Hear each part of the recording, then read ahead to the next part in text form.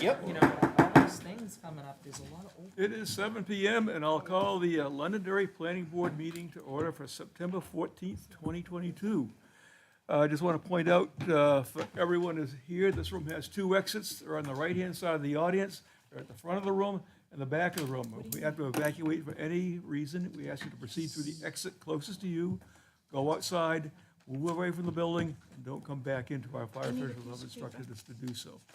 I'd like to ask everyone to please rise, we'll pledge allegiance to the American flag.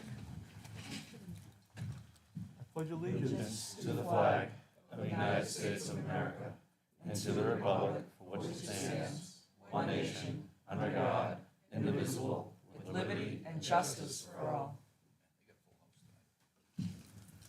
Okay, I don't see Roger here at the moment anyway, or Jason. We do have a full house of the board, so there's 9 members present, and that is sufficient for a quorum, and we will proceed. First part of the meeting, we have administrative board work. We get our business done. This shouldn't take too long. Old business, we have a public hearing for a site plan that has asked for a continuance, so we'll do the continuance. And then we have a conceptual discussion on a 13-lot subdivision at number 11 Sergeant Road. And we have 2 items in workshop session, and that's the capital improvement plan. And also, we have some site and subdivision regulation homework to catch up on, minor stuff. So we'll go to administrative board work. We don't have any minutes to approve. We approved them last week. Any regional impact determinations? And Kelly says, nope, none, so we're moving right along. Any discussions of the town staff? I'm all set. All set? And you're all set, Laura? And board, anything from the board? Were we able to figure anything out about the DMC building over at Woodmont? I did ask Nick to look into that the next time he's out there doing inspections. Okay, because, you know when the next time he's going out is? I'm not positive on, Okay, because we certainly want to get that taken care of or adjusted. I came to the town staff the other day because the rendering of Woodmont looks a little bit different than what is actually going up over there. I know we fought pretty long and hard about how it was going to look, and it does not look what we are expecting it to look like. You know, for starters, if you're looking at the building on the right side, they've got siding going all the way up both the first and the second floor. In the renderings on the site plan, it is supposed to be a brick veneer on the first floor there. Right. It looks to me that the left side is probably going to be brick because they've got their line of ephes there, but that's obviously not correct. I'm not sure. I was trying to find that we don't have a rendering of the back of the building. I don't remember it being vinyl all the way through. I felt like it looked a lot different. Siding, I shouldn't say vinyl because it's hardy. Can't remember the back, but I was a little surprised just to see that much vinyl. That, and I believe the color of the brick was different. That's just a flat red brick that they have that they're trying to put up there. I believe we wanted something that had a bit of more of a mix. I certainly want to see it addressed sooner rather than later before they keep going. I think, you know, like I said, we fought long and hard on how that was going to look, and I think that building in particular is going to really dictate a lot of how the rest of the development going forward is going to look like.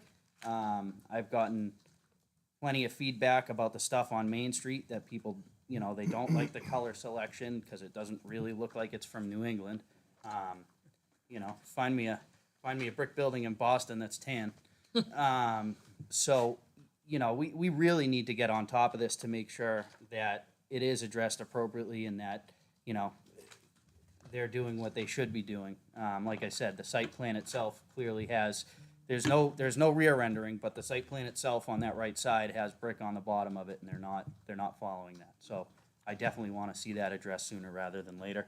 I know it sounds stupid, but it's hugely important, and we've talked a lot about image and how we want things to look, and we really need to focus on stuff like that to make sure that we're getting what we expect as a town. Jake, just to clarify, could you just kind of repeat what property you're talking about? Dairy Medical Center. Dairy Medical, Yeah. okay, that's what I Yeah. thought. And, you know, I think we worked with them pretty well, that spaceship-looking metal thing is not something that looks like New England, so let's get as much of New England as we can in there.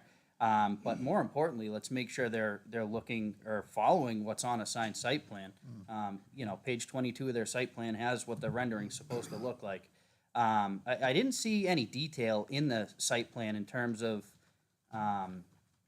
you know, what product they are supposed to be used. I guess I was kind of surprised that there wasn't a detail to it. I don't know if that's something you can speak to, John. I feel like, you know, maybe moving forward, that's something we should absolutely do as we start to, or at least I know I've said it over and over again. I really want to focus on how stuff looks. You know, it becoming, you know, if that's got to be in the detail to make sure we're getting what's expected of the developer, it needs to happen. So I don't know if anybody else has noticed it. I was just surprised when I went up there the other day. I can't speak to the back of the building and the Main Street side of the building because there's no rendering in the plans as to what that's supposed to look like. But, you know, the one section of siding they've done on the front of the building does not look like what the plan is supposed to be. So I would certainly like to see us get on that sooner rather than later, before the whole thing's sided. Yeah, I know through the planning process, site plan, there was quite a, No room at the end. we have a full house tonight, so there's a full complement of members, so I don't need to appoint any alternates at all, but the alternates are encouraged to participate in the discussions.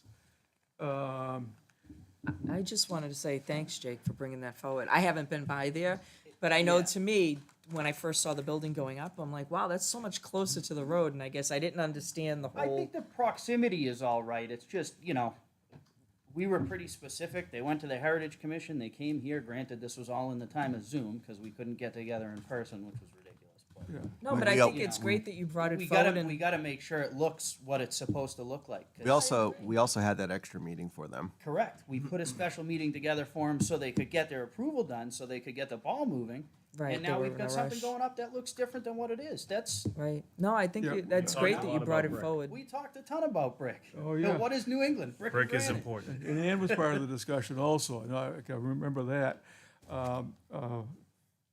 But, I mean, I've had a comment about it already, so I think it's something we really need to address. Maybe, John, you can work with Nick, but also look at the Heritage Commission minutes and see what there is in there, because I know, you know, there could be some detail on the brick, because there was a lot of discussion on the tone of it. and, Looked through all 22 pages of the plan, and there's not even a detailed list. Typically, which that's kinda part of the surprised me. building permit process. They Okay, would so indicate hopefully the there's a detail list specific somewhere. material, and that's Um, part of why I passed it to Nick, Yeah. also because um, he's routinely out there. You know, but some of that, you know, what is the check and balance of, you know, the planning board said one thing, and then they write in their building thing a totally different spec. How do we, you know? There's things like that that happened in the past. That Yeah. had, the building inspector went out and they had to go correct them, and that's their expense, not Yeah. ours. That's absolutely. essentially what will happen. if Yeah, that I needs to just want to happen. make sure it gets corrected, because, you know, hopefully with exit 4A coming in, there's gonna be a little bit more development over there, and the last thing we need to do is start off on the wrong foot when stuff gets going, and, oh, they can, you know, we presented one thing and they're building another. It's just not acceptable. Jake, can I ask you a question? Have they started putting in the windows on the corners of the building? Because I'm sure they changed it from a bright red to a more muted red. Yeah, or which it is in maroon. the plan as a muted, Yeah, or in okay, page good. 22, it is a muted red. But Yeah, like I'm I talking said, there's about that the one section that's window all, frames. that's all hardy board right now, and it's not supposed to be. And, you know, you can see that the ephes didn't even go around that side, so you can see where it is for everything else. So I just want to make sure that it gets addressed in a timely manner. That's Yeah, all. one of the people who approached me is Counselor Jim Butler, and I think Jim had let me know he wanted something to say, but if you can be brief, Jim. Yeah, I'll be brief. It was brought to my attention concerning what I consider violations. I'll let you guys decide that. But there was a lot of time spent on the PUD up at Woodmont. A lot of time spent by a lot of citizens. And I've been in the construction industry, and I know a thing or two about it. Do you have the complete construction documents and plans of that building? Because the only thing that I saw, and I reviewed the plans, there are no architecturals, there's no structurals. How does the fire department take a look at the fire suppression systems? Do they get a separate plan, or do you have it? That would be through the building department, Jim. Correct. So does the building department have a full set of plans? She's the planning department. Okay, well, this Nick is is the what I'm building getting at. department. Yeah, I think you probably have to. I came down and I tried to take a look at some of the plans. You only have what they wanted you to see, okay? There's a full set of construction documents and plans. There should be a full set of specifications. It's usually a blue book, and it's usually about that thick. And that tells you how to build it, what the door schedule is gonna be, what the rooms are looking like, the whole 9 yards. And I could not find it. Now, That if would it's be in the the building building department, inspector. I will look. But I can tell you one thing, we cannot allow this builder or any builder to get away with this. I've seen it before.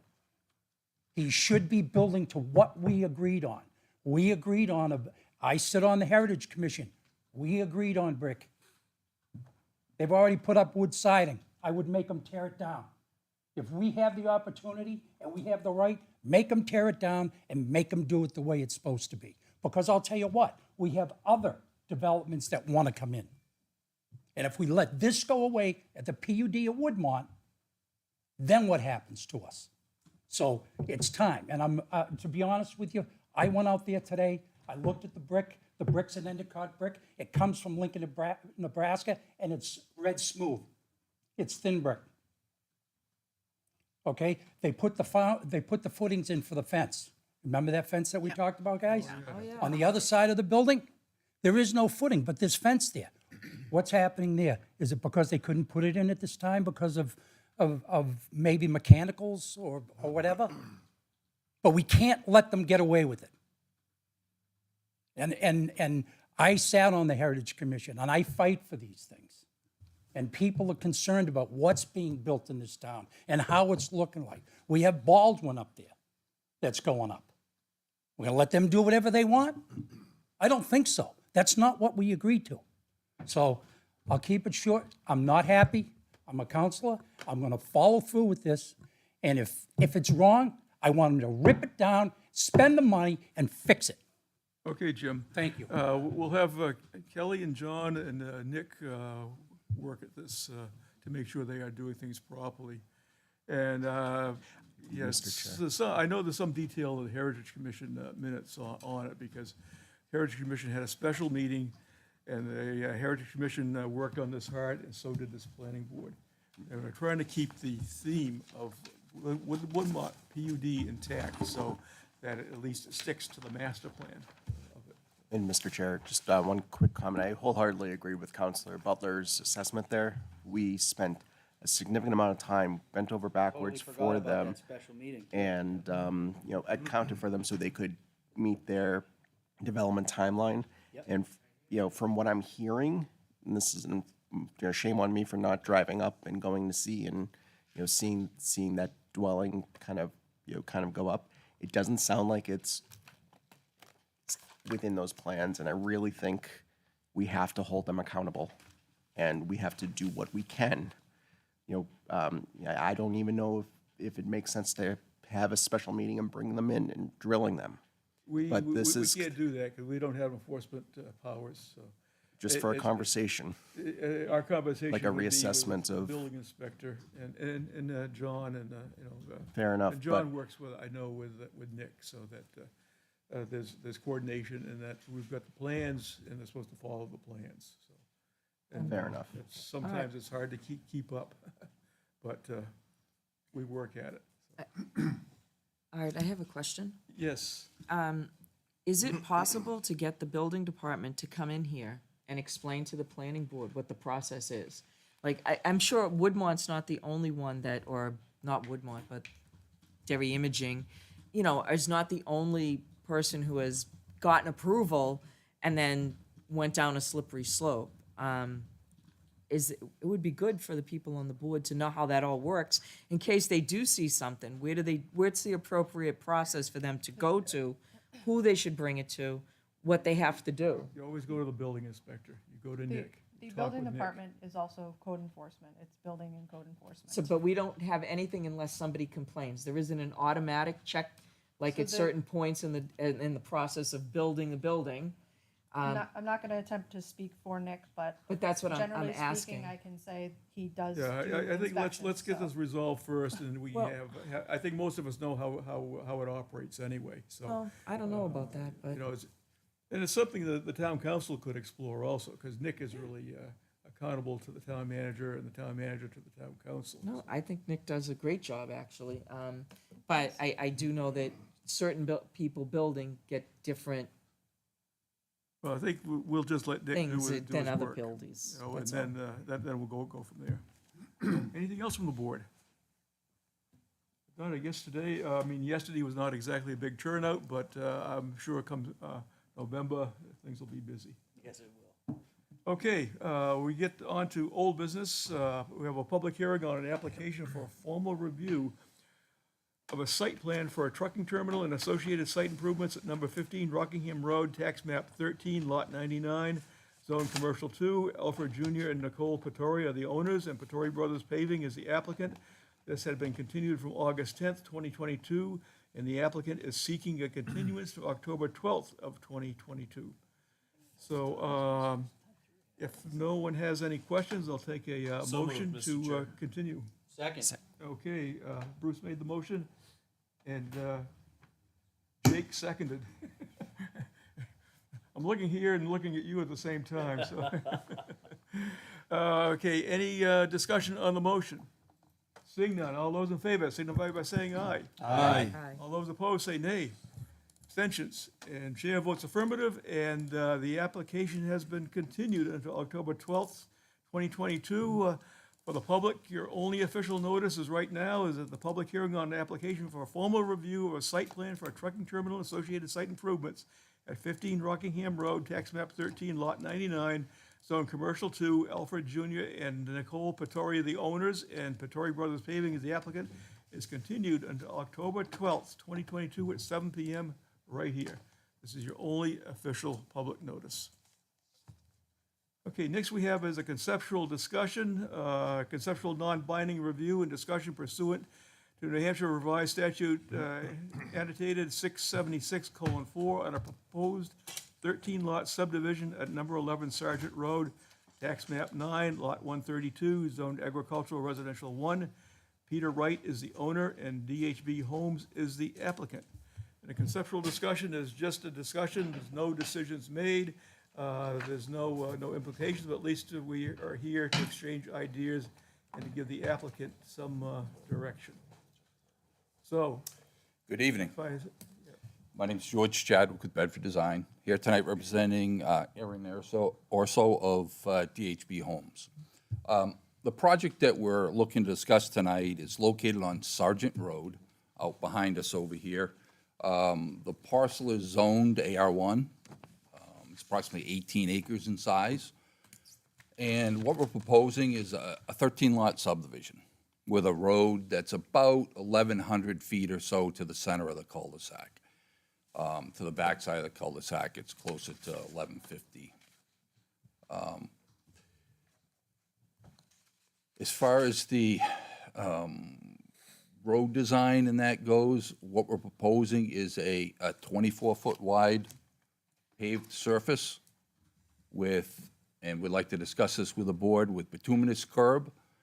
And as it's shown on the plan that's in front of you, we've got a grass platform where a sidewalk would be. We'd like to discuss the necessity of a sidewalk in this area, knowing that there's, quite a bit of kids in the area, but then again, there is no sidewalk on Sergeant Road. I know we may need to ask for a waiver for the bituminous curb, so, I'd like to get the board's feedback on that. Lots will be on septic systems and public water. Public water does run up, there's an 8-inch ductile iron line that runs up Sergeant Road, so it's right there at our frontage. I've already been in contact with Pennachuck, and we can access that line. There would be a dredge and fill permit that's necessary for the road crossing. Currently, what happens is Sergeant Road runs down the edge of the road, is collected in a catch basin near the entrance of the project, and is discharged through an old town right-of-way that used to run through the property. That right-of-way has since been discontinued by the town, and all rights, all public rights have been discontinued. What else can I tell you here? We did, the plan that you have in front of you, we have done test pits. It's all soil-based lot sizing, and the lots all do meet it.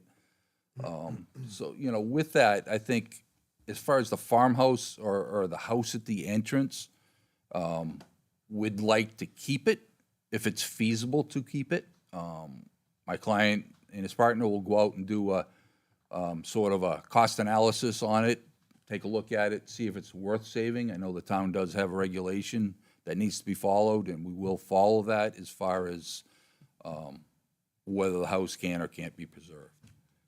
We'll schedule a meeting with the building inspector, I believe it is, and go out and look at the home.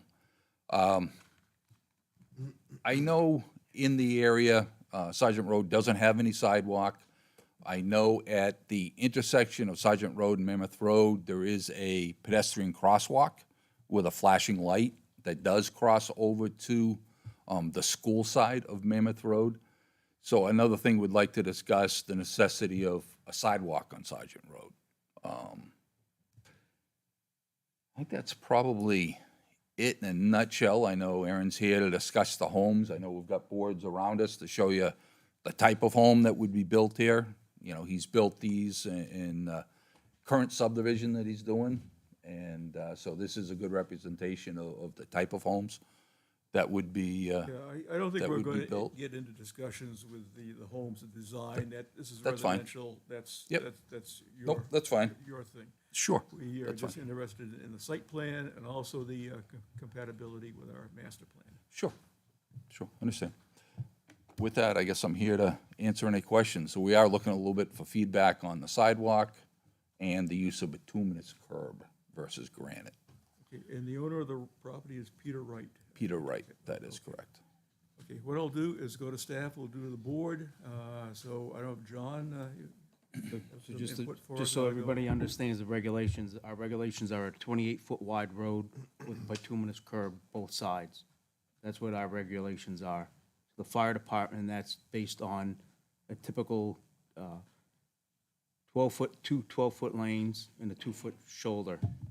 That regulation had been developed prior to me even coming to town. So that's how they came up with a 28-foot wide road. Again, 2 12-foot lanes is 24 plus 2-foot shoulders each side. Fire department is adamant about having, again, if you're gonna curb the road, because of the size of their outriggers and everything, they need room to be able to set the fire truck up, put the outriggers up, and be able to still get by there with the fire truck. That's been my discussions with Brian Johnson, and ever since we've been working with Brian Johnson. So again, George, the bituminous curb is permitted in town. Yeah, okay. Okay, what George is, then when you go to the requirement of a sidewalk, that's when vertical granite curb is required. Again, the 7-inch reveal, so that the vehicle doesn't jump the curb and run somebody over while they're on the sidewalk. So that's what the requirements are. Just so everybody understands those are the requirements. And as I understand it, George is asking for feedback for the necessity of sidewalk, which would, so if the board requires them to have a sidewalk, it requires vertical granite curb both sides of the roadway. So when you go to Wallace Farms, for instance, that's what you'll see.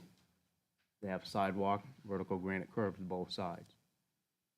So, just to clarify things, like George says, they've done the test pits, evidently they've done the soil lot sizing calcs. They should have removed the drainage areas, the drainage easements, wet soils, so again, it's work in progress, the way I look at it. Okay, thanks, John. Did you say 24 foot?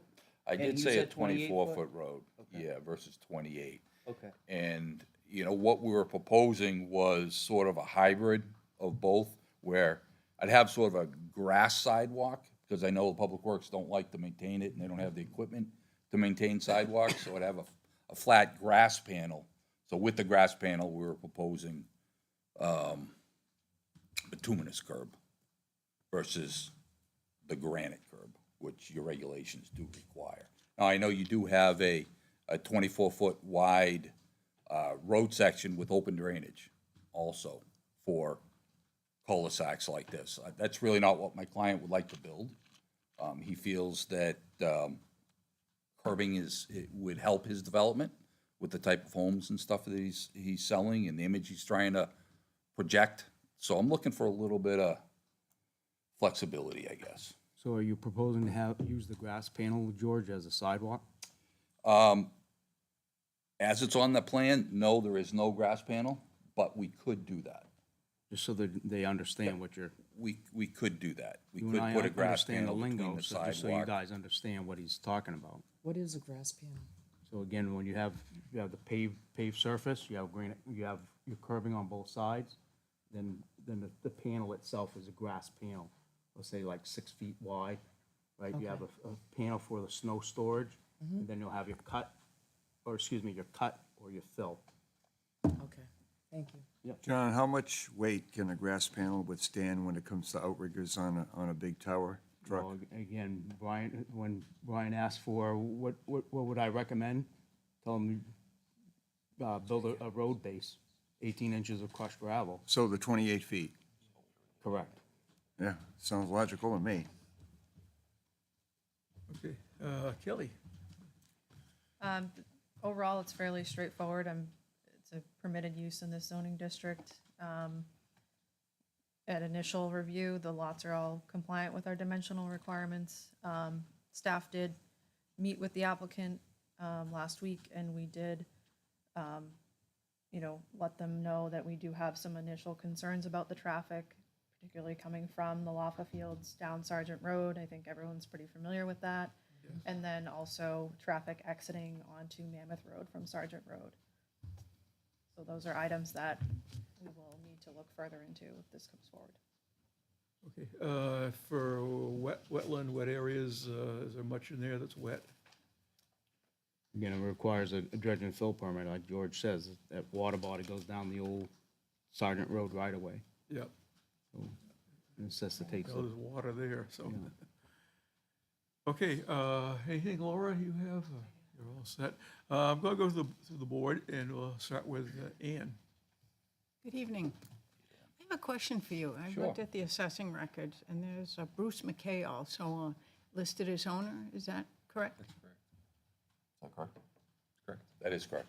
Okay, because I've met the gentleman before.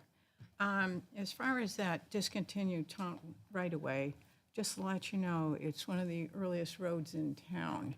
It was constructed and used before the Mammoth Road was put in 1831. So it's a major north-south road, early road, which also continued on to Otterson.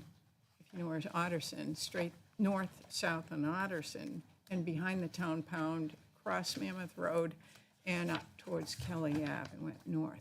It was a more winding road, that's why the Mammoth Road came in later. It was a straight line, I was gonna say, it straightened out that path, the roadway, and it enabled a quicker travel with less turns, similar to what they did with 102. Sure. That road was had a lot of bad curves on it, Pretty good so. throughway for that time. It's, Yeah. But I've walked the length of Kelly Road probably about, oh my God, probably over 30 years ago now. Right. Well, also, I noticed this, the old house that's there, that's back to 1760. And I was very lucky. I had the opportunity from Mr. McKay to go into the house. And it is a beautiful structure. Low ceilings, I admit, but that's typical of the late 1700s. And as far as if it can be restored, of course it can be. Just a matter of how much it costs. But I think that is one of the, early houses in town, and it should be preserved. I'm also speaking as the curator of the Historical Society here. And to me, the outside now may have been changed with more modern clapboards or whatever, but its structure is, it's probably sound because it looks like it's been taken care of.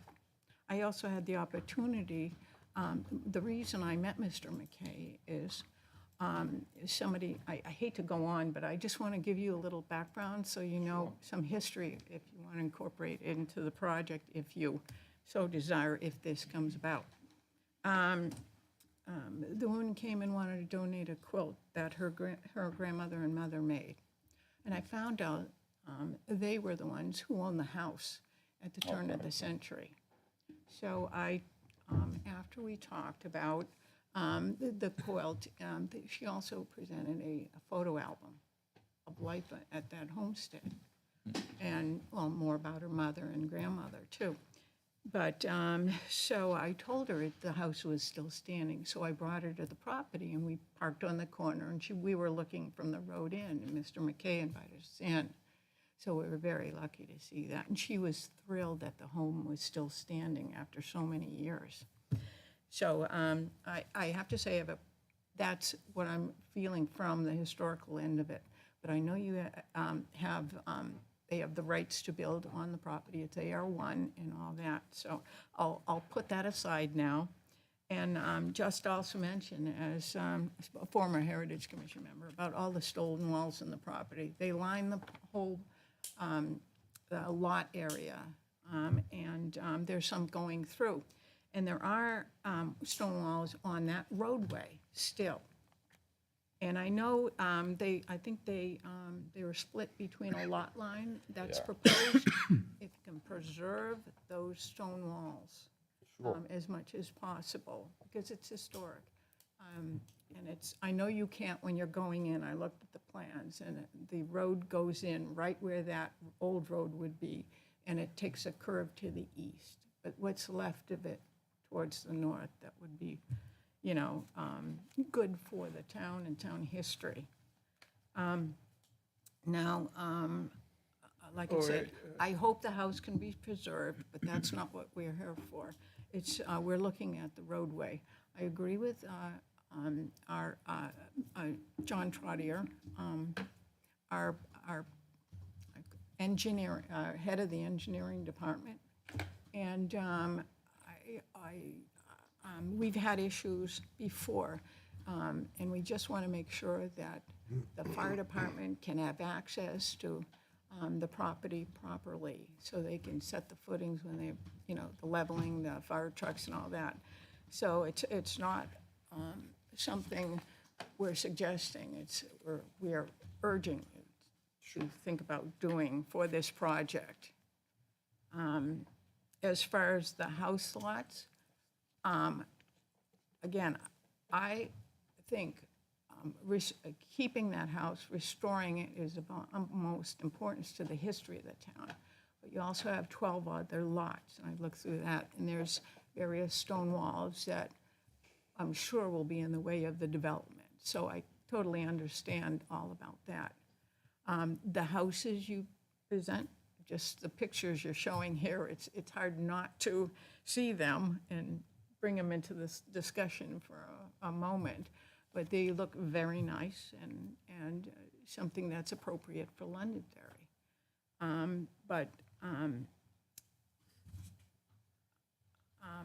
I will leave the roadway requirements to the engineering department, and I think at this point, I'm going to let somebody else speak, because I was just going to add on, and it's, the town has a list of historic properties that the Heritage Commission, actually a task force put together by the Board of Selectmen back 2006.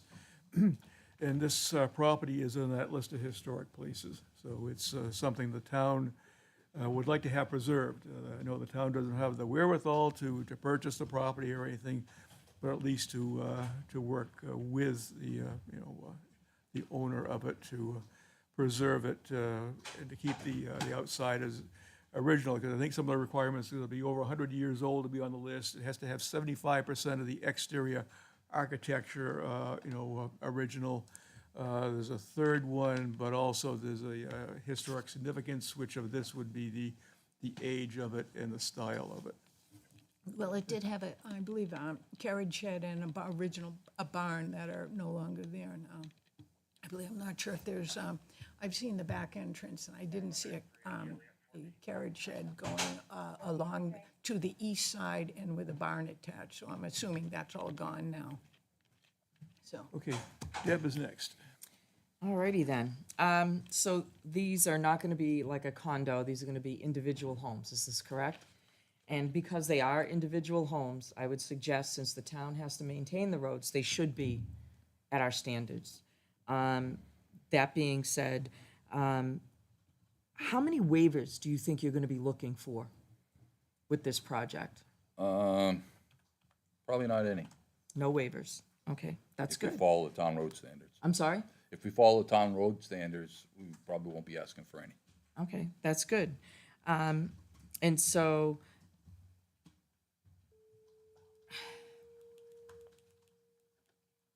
my issue with this is a lot what Ann said, the stone walls, trying to save as many as you can, save the farm if you can. The other thing is, it would be nice if you could put in, as part of your entranceway into this development, some sort of historical plaque documenting what that farm was and its significance to the area, which I think would be a nice touch. I mean, and then you mentioned the sidewalks going up the street towards Mammoth, correct? Correct. Were you talking or inciting that you were gonna take that on as a? Well, I would prefer not having to put a sidewalk on Sergeant Road. But I again, didn't know what I'm you here were to listen to the suggesting. I board. mean, I That's heard why you we- say, I mean, I know it's not there, but you had said something about it, and I wanted to be clear. Sure, to I would see if- prefer not putting a sidewalk up Sergeant Road. Okay, so I'm also, you talking about the water line. Now that's 8 inches. Are you willing to put in 16-inch pipes as opposed to the 8? Why would I do that? Because of water pressure and when it goes from such a small one to a large one, or from a large one to a small one, plus pretty much all the pipes in town, because of the water situation, will be going up to 16 inches. Okay, I'll make note of that, and I'll talk to Penachuk. Yeah, because, and that has to do with the St. Cobain and pressure. The other thing is, are you gonna be putting in a fire hydrant down there? We would, yes. Okay. And so you would need that for pressure, because right now, the hydrants we have are suffering from lack of pressure because of the smallness of the pipes. In this area? That is correct, sir. Okay. So that's important to know that stuff. I got a couple more questions, I'm sorry, all right? This discussion, so this, Yeah, no, anything to I give get me. all, I get all nervous, I don't know why. don't get nervous. I do though. And so all the lots are an acre, is that correct? With 150-foot frontage? Yeah, they're all That's our over- standard? Yeah, they're all over an acre, but they're based on soils, the way your regulations call. Okay, I just want to, so, and they all got 150 for frontage? They do. Okay, so I don't know what you're aware of over there, but that's where the high school parks. So you have kids going in there in the morning very early, pretty much at rush hour, and then you have them throughout the day going in and out of there. And, when there's practice there, because they use that for sporting events, and at night, they use the lower fields for men's softball games. There are lights going on. So there is a lot of traffic on that road. Yeah, we do understand. I live in Derry. I've had kids play at the ball field, so I'm very familiar with the area, and I am aware of the amount of existing traffic. And That is yeah, out and there. and well, And and the there's quite a bit problematic of of existing parking.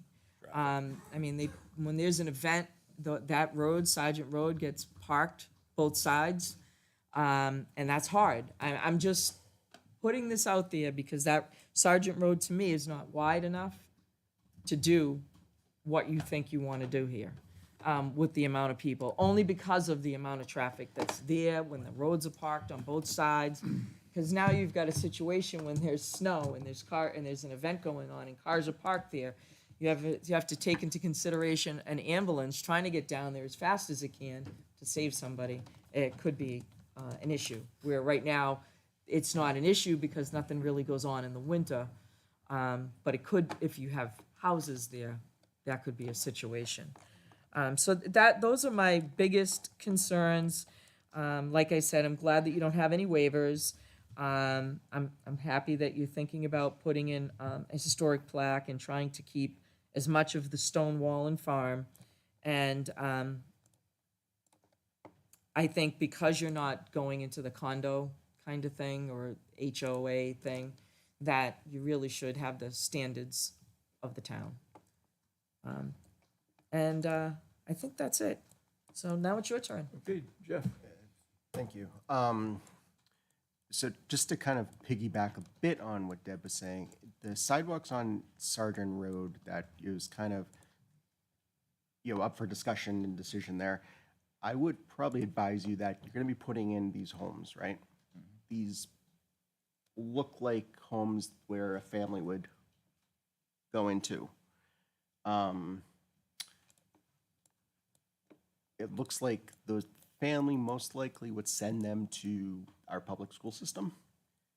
We have a middle school that's walking distance. We have a high school that's in walking distance. We have an elementary school that's in walking distance. I'm not read into the bus routes and what those regulations are, but I would imagine that we would be against busing students with that close of proximity to those institutions. So I would advocate for a sidewalk on Sargent Road for safety and walkability to schools. So that's where I would kind of go from there. I really love, the design of the homes. They look beautiful. But obviously not talking about that this evening. I think the layout of the development, love it. Nice community feel.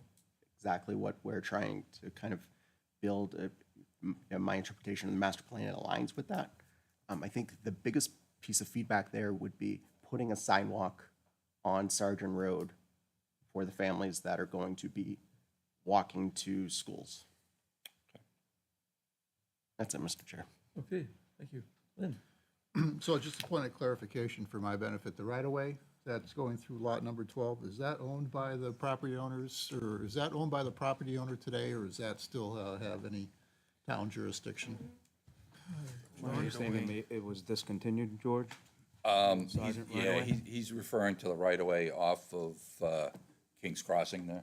Yeah, the old Nelson There's a Road. 50-foot right-of-way. Kings Crossing is my understanding is it's a series of long cul-de-sacs or long dead-end roads that work its way all out to Mammoth as well. There is a lot of homes in that area. We did investigate whether it was worth tying into that right-of-way to make a connector through road.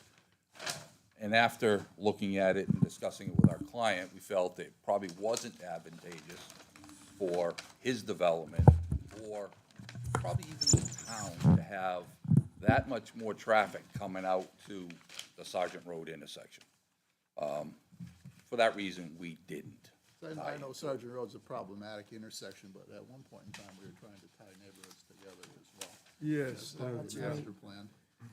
It's, that was at one forgot point, about and we that. found out there's certain inconveniences in how individuals felt, and they never want their road to become a throughway.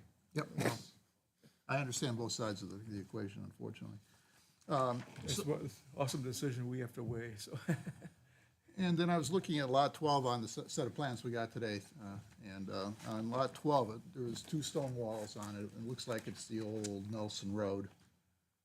That was the north-south road, And yeah. that continued right on. away, the old Nelson Road right away is owned by the property owner today, or do we have any rights as a town over that as well? I believe it's been discontinued. According to our research, So discontinued is. it means that all public rights have been given up. Yeah, whoever the property owner on either side, it's divided in the middle, and each side goes to that property owner. Because we abut a discontinued road, discontinued Hardy Road, a section of Hardy Road, and I didn't realize that we owned half of it. I don't think we do. I think right now it still shows up as town property. Yeah, I think we'd have to check on that. Because to I make think we sure it should wasn't- have some distinction made on that, just to make sure that it affects lot size or anything like that, but I'd hate to give up that if it's something that the town has rights to today. Yes, we'll do our own research on it. So then- Okay. I'll go to the road width. I think the 28-foot road width is the appropriate road width there. I understand you'll be losing a little bit of space in your property, but the lots all look like they're of sufficient size to support losing a little bit of frontage. Yeah, again, we'll be working within the right-of-way that's there, so it really doesn't affect, the lots anyway. I was looking to put in a grass panel for sort of a sidewalk there, but, if you want a 28-foot wide road, we can give you that. Okay. And the grass panel, I'm a firm believer in sidewalks in that area, just based on, certainly mirroring the comments of everybody else so far. I think it's the right thing to do there. And just doing a little bit of math with a granite curb, I understand a granite curb is going to be a little bit more expense, but just kind of doing some really rough numbers up here, it's so minor that I just think just go off and do it. And just my last thought on the grass panel, if you do get people walking on the grass panel, the homeowner's gonna have a little dirt path in front of their house, and they're not gonna like that. So they're gonna shoo the kids out into the road. And that's that. Yep. Okay. Al? Okay, yeah, you already know my feeling on the width of the road. As far as the sidewalk goes, I'm dead set against that, and I'll give you my reasons why. As far as I know from other discussions I've heard, the school board and stuff, a bus will pick kids up where that meets Sergeant Road. They'll just have to walk down the development road, and buses pick them up where the road would meet Sergeant Road. The elbow? At the elbow, you're saying? Yes, that's where a bus would pick them up, and I think that's the appropriate way, especially in the winter. You put a sidewalk down that development and you put it on Sergeant Road, John, in time for school, walking in the wintertime, covered with ice and snow, are you guys gonna have all that cleaned off? If we had man, machine, and money. So the answer is no. So I looked at it as a big safety issue, okay? A big safety issue. You can't even maintain anything we have now because you don't have the staff and the money. So for safety considerations, as far as I know, that bus is gonna meet those kids. All they have to do is walk down the street where it meets Sergeant Road, and they'll be picked up there. I remember if there's anybody from the school board that knows any different, speak up. But that's as far as I know from what I've heard about busing discussions before. That's all I got. Okay, Al. Johnny? I'm gonna go with Al on the sidewalk all the way down Sergeant Road. I don't understand why, we haven't had a sidewalk there since I went to school. So why are we putting it on a developer to put a sidewalk in all the way down Sergeant Road? And then if there is a traffic parking concern there, they're gonna be parking up on the sidewalk and everything else. So I think it's unfair just to say, well, you're coming in for approval, so you need to put a sidewalk all the way down to school. They want a sidewalk, the other town should do a sidewalk there. I wonder about these stone walls too, where some of them are in the middle of lots. I know you want to preserve as many as you can, and you should probably do it on property lines and things of that nature, but what are you gonna put a deed restriction in a lot and say, well, you cannot move this stone wall that's in the middle of your lot? I mean, where you can, preserve them, but I think it's unfair to put that restriction on a developer. And I just gotta ask, because I looked at both of the firemen here, where are we, where are we getting the upgrading the pipe and the water pressure restrictions? From the state? From the So you Department have- of Environmental Do you have Services? proof of that? Yeah, I sit on the committee, yes, for the state. Okay. So then we should be updating our regulations. We are in the Not asking process of somebody to- updating our regulations as we produce our new water plan in which we go after the Right grant now, money. they're coming in, they're following the subdivision I would regulations. just hate it if they put in 8-inch pipe and then 16-inch comes in and they can't connect to it properly. Again, I think it's unfair to put restrictions on people that, Then They're his already development finding- won't have water. what's that? I said then they'll have a hard time with water Isn't pressure if this they a- don't have We it. don't This need is to a argue conceptual this discussion, right? here tonight, so let's, yeah. We'll And put it my- off my- for another time. My last thing is a question, George. What are those little areas that you have, like the squares and the? I was wondering the same thing. It's a 4K area. It just represents 4,000 square No, I foot. see the for a 4K septic. area, the other ones that are. Oh, they look the like leach detention fields. areas. They're placeholders. We haven't done any design, but if you look close, you'll see some catch basins and some pipes. We're assuming that that's about where we're gonna be putting the drainage, or we're looking to put the drainage. Size, what you see doesn't mean anything other than it's a placeholder. Yeah. Strictly conceptual. Correct. Okay, Johnny. Roger? I think you should put in a 28-foot road like we standard, and then we won't run in 20 years from now, happen to change it and move houses or whatever. And you're right, school bus, every child is on a school bus route. If they don't take the bus, they may walk, but they're allocated to get a ride to school, whether they're 10 feet from the school or 10 miles. And Right, that's the way- the school district has to have a seat on a bus for every kid, no matter how they get there. That's right. And I would think that if there were a lot of kids in there, they'd probably go all the way to the end of the cul-de-sac and come around. But be that as it may, that's that situation. And really, it looks pretty good to me. I do agree that if there's a stone wall in the middle of a building site, you know, that it's not really good. It should be moved to the side or something, or, you know. Anyways, that's my comment. All right, if you could. Okay, Ted? Thank you. You look like you have a question. Yeah, I do. Can I just ask him, as far as the sidewalk goes, on Sergeant Road, are you in favor of a sidewalk, not in favor of a sidewalk? And this town- is non-binding, I The understand. town I'm owns just the trying to get- land from the American Legion up, I believe. They don't? No. Peabody Funeral Home. On the north side of Sergeant Road. Where the- it's where they're owned by the talking funeral about- home. Oh, Where they're talking about the sidewalk. on the Legion side, the town owns the land up to that corner.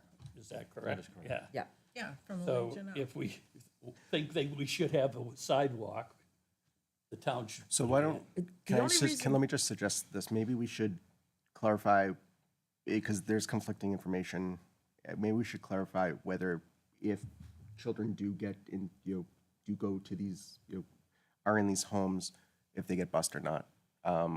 Because that would definitely inform my they're gonna get opinion. bused because Because it's my, gonna get because my, that's, my understanding is that that's not, that if you live in a proximity close to a school zone, there is not a, there's not a transportation, that they walk. And that's pretty standard across other communities. no. No, it isn't here. We I- don't have By sidewalks. on- law, if you, remember, you can see So today, again, I want to see the law, and then I think. it's that state then law. I will look at the Okay, state law then, look and at I it, will. it's state law. You can that's see fine. buses riding around with a few students on it. Here, is there any way any of them could It's answer something we this can, question? we can check with the Right, school but district. Right, realistically. and that's what I was trying to get at. I'm not trying to have a fight here. I'm just trying to say, let's move on and just say, because I I've- just want to say, the only reason the sidewalks got brought up is because they mentioned sidewalks, and I wanted clarification as to they what they were mentioned saying about it. They mentioned sidewalks in Yeah, their it's kinda subdivision, ridiculous. not all the way from the The rest of subdivision them to the talk school. first, and then I'll come back to the rest of the board. I think it's just to get everyone, part of the discussion, so. Ted? Yes, thank you. Yes, I think if this is going to be a town public road, it'll have to be done to the town standards of the 28 feet. The only thing that I'd like to see is, this is a conceptual construction, maybe of a potential path to, there's a little sidewalk that leads you to the playground that's at the Lawfa Fields right now. If there might be somehow a path through one of the properties, that would be a common path here that would be able to get you to that playground, I think would be a nice amenity for that development. Whether it be a gravel path or a walking path of sorts that would get you to that playground. I think that would be a nice amenity for everyone, instead of having to You know, yeah, you could walk all the way out to it, but considering these properties abut right up to that playground, I think that would be a nice little amenity to look at. And I do not think that a sidewalk is needed. I grew up here, I walked that road, I was perfectly fine. If anything, the town should be putting in the sidewalk along their part of the property for safety for the high school kids as well as for families who walk that route.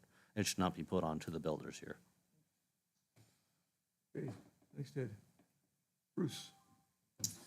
My opinion is that this, you know, this is a real gift here, this piece of property, right? This is probably one of the most primo locations you could possibly ever develop a residential community in town.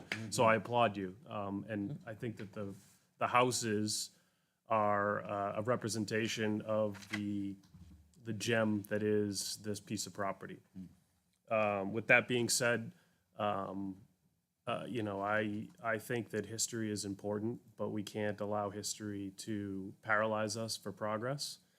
So to Deb and Ann's point, you know, trying to bring in some of the old pieces of the historical significance of the property and the buildings that are there is nice. Maybe reusing some of the rocks that you have to disturb as part of landscaping features of the residences. I think that this development, in my opinion, is going to demand a certain purchase price. And so for that purchase price, these people are going to be looking for, you know, a house that is representative of the land that you're building the house on.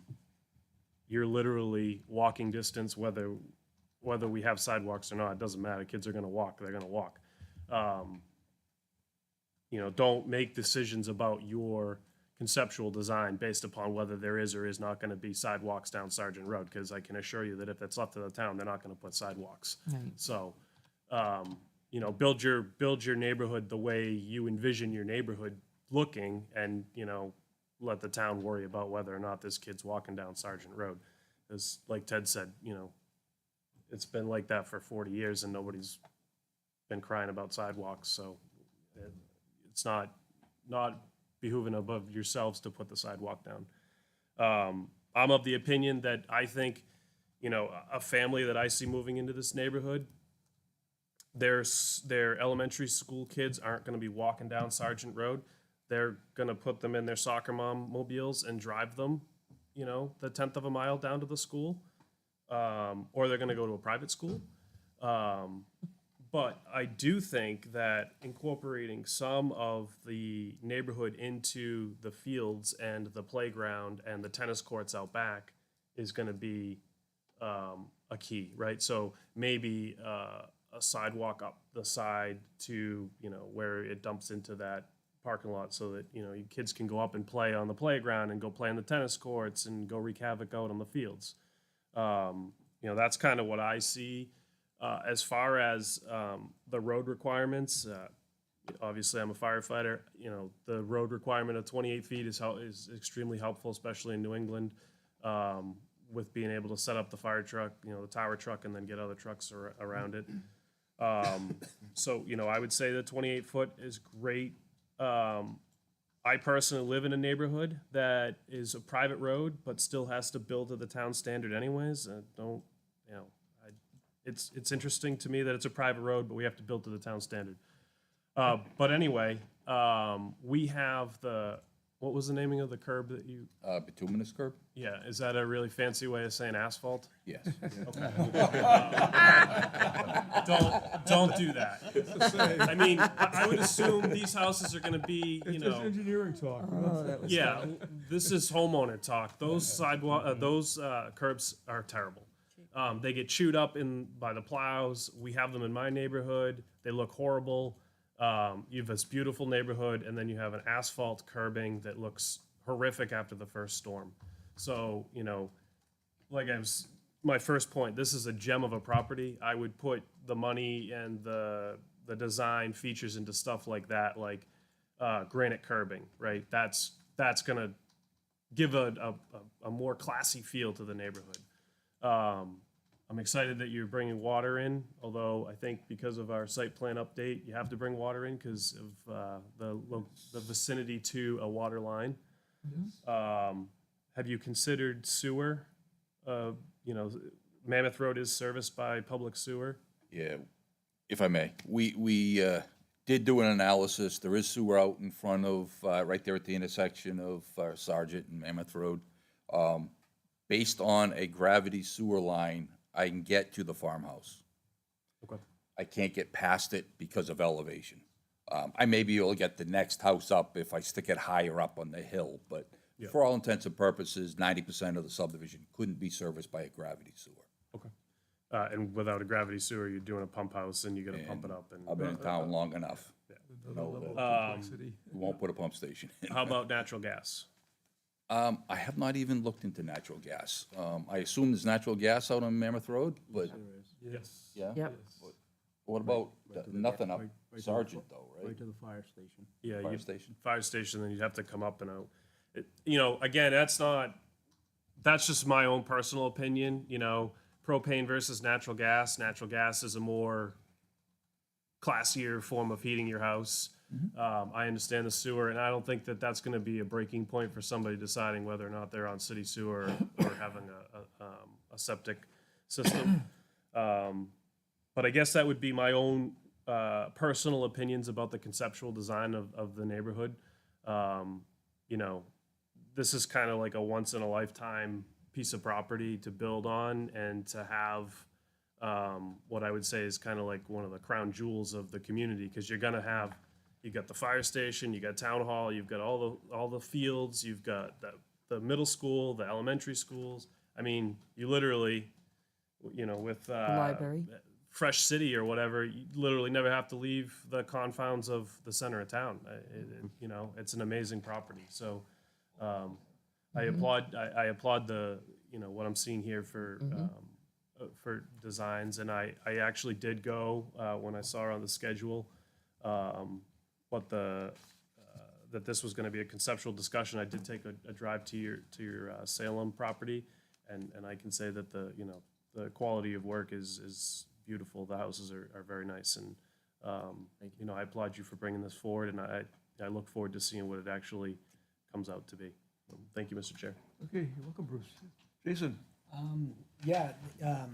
You know, echo what everyone else said, 28-foot road. I would like to see sidewalk, I don't think it's fair to ask you to take it down to Mammoth Road, but I think it is fair since it is in the regs, and it is you know, for the quality of the neighborhood, I think having it within the development is fair. So I don't think it's fair to ask you to take it all the way down Sergeant, but in the area that you're developing, I think that is a fair request. That's all. All set? Thank you. Thanks. Jake, you've been waiting, I know. When you get to me, you start to run out of stuff to say. Oh, yeah. Couple questions. The dark green, is that what would be like wooded? Is that what I'm seeing there? It'd be left trees. Yeah, The okay. big spot is the existing field that's there, and Yeah. I've just represented a small area for a house. Yeah, okay. I have to echo a lot of what's been said here. If my whole family didn't live on the same street, I'd probably be saying, let me know when they're built. I think this is a really nice subdivision here. I do think you have to do the 28 feet. I'm surprised we haven't touched more on the fact that you want to try and keep and restore a house from the 1700s as opposed to tear it down. I feel like we've all kind of overlooked that, but that's kind of a big deal, you know, that they actually want to do that instead of tear it down and put one of those houses up. I think there's something to be said about that. And, you know, if you guys can do that, that's pretty incredible. I understand price obviously has a factor. If it's going to cost you $2 million to keep the thing, then yeah, it's going to have to come down. But the fact that you're even looking into it is I think, pretty incredible. You know, to what everybody said, anybody who's grown up in Londonderry has walked down Sergeant Road. There's no need for a sidewalk there. It is what it is. If you put a sidewalk there, none of the kids would walk on it because there's 500 of them at once going up the road, too. Going up the road, so they'd still be in the middle of the road. I think you have a really nice thing here. You know, they're 1 acre lots, they're wooded, so there's a little bit of privacy to them. It's not like it's wide open and there's no trees anywhere. You know, a lot of what Bruce is saying is, it really is kind of a premier neighborhood right in the center of town.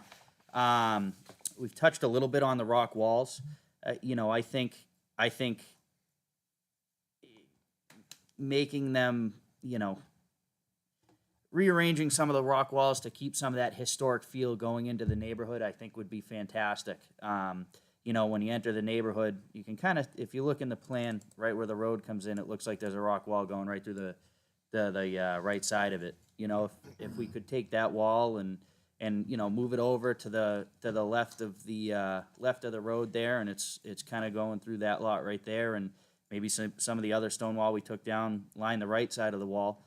You know, we're preserving a little bit of that historic look in these rocks and these walls, and it's going to look good. You know, it's going to look really sharp. I think if it's done right, it'll certainly match the houses as well. So I think moving those over and trying to kind of incorporate them into more of that, you know, not grand entrance, but entrancey feel is a great way to preserve some rocks or preserve some walls, excuse me, instead of like what Mr. Varney said of building into the deed something about, you know, these people can't touch this wall. You know, let's do what we can with them to make it look halfway decent.